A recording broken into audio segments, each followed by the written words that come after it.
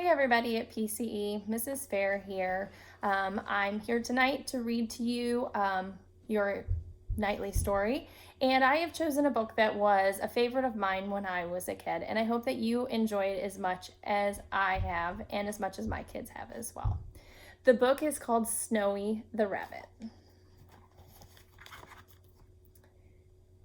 "Mommy, why am I called Snowy?" asked Snowy the Rabbit one morning. "Because you are white like the snow," said Mother Rabbit.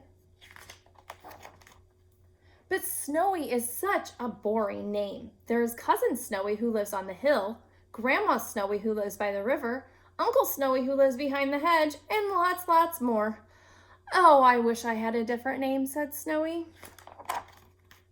"If I were a different color, perhaps I would have a different name," he thought as he hopped off for his morning adventures. The sun sparkled and the sky was blue all over. If only he was blue like the sky, but he couldn't touch the sky, even though he tried jumping very high. The grass was a lovely green, but rolling in the grass didn't make him green. It didn't seem fair at all. Then he had an idea. Mud! Soon he was down by the river, where there was lots of lovely brown mud.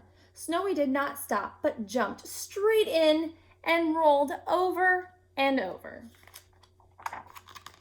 It was so nice, he wondered why his grandma had always told him not to go near it. "There," said Snowy, "now I am a brown rabbit, and my name can be Brownie." Snowy hopped off to see his grandma. "Who on earth is this?" wondered Grandma. "Why, it is you, Snowy. You have been playing in the mud, you naughty rabbit."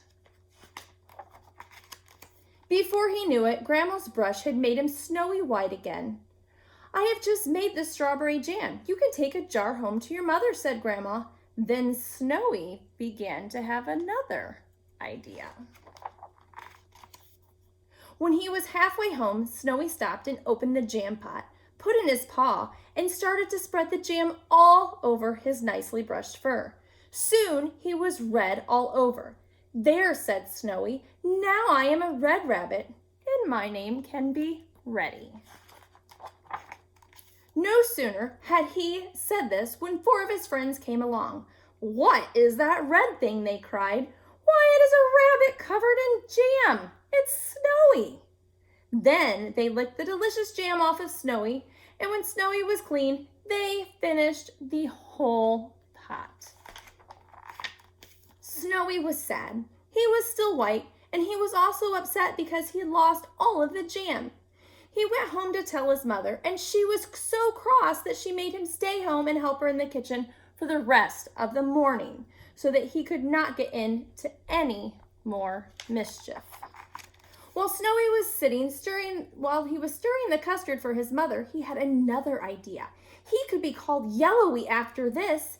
He leaped into the big custard pot. "Ouch!" he squealed. "It's hot!" And then he leaped out again. Mother Rabbit grabbed Snowy by his ears and threw him into a cold, deep puddle. She scrubbed the custard from Snowy's fur, and a very wet but white Snowy came out. Snowy sat quietly in front of the fire. He was sad because none of his ideas had worked. Then Mother Rabbit came along with dinner. "I've been thinking about what you said this morning, and I thought that as you are still a young rabbit, I could give you another name." "What?" asked Snowy. "Naughty Snowy." And then they both laughed and laughed.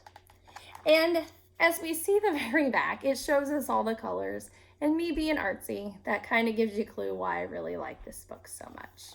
So like I said before, I hope you enjoyed this book as much as I did.